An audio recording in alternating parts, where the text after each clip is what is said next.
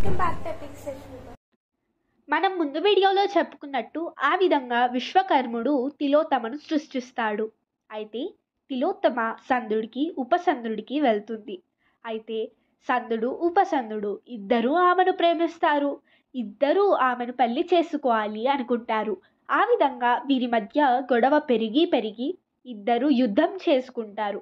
వారిలో ఎవరు గెలిస్తే వారు తిలోత్తమను పెళ్లి చేసుకోవాలి అని. అయితే అనుకోకుండా వీరిద్దరూ ఆ యుద్ధంలో మరణిస్తారు.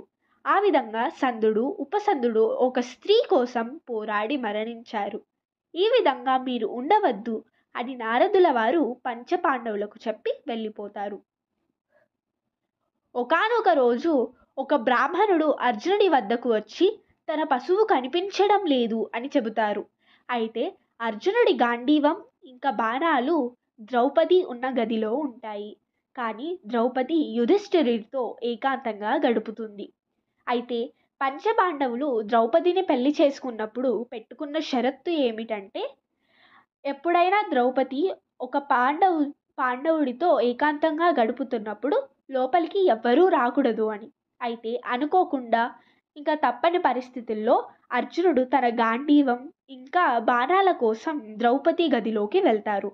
దాంతో ఈయన 12 ఏళ్ల వనవాసం చేయాలి. ఈయన ఆ విధంగా ఎన్నో పుణ్యక్షేత్రాలు తిరిగి ఒకసారి గంగా నది ఒడ్డున ఉంటారు.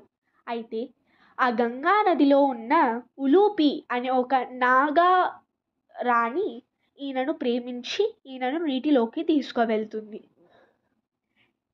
ఈమె కౌరవ్య అనే నాగుల రాజు యొక్క కూతురు. అయితే ఈయనను ప్రేమిస్తుంది.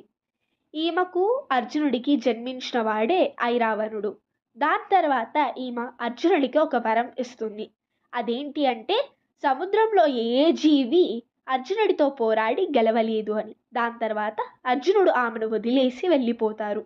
దీని తర్వాత ఏం జరిగిందో తెలుసుకోవాలి అంటే నెక్స్ట్ వీడియో చూడండి. ఇలాంటి మరిన్ని వీడియోస్ కావాలి అంటే please like, share and subscribe. Thank you.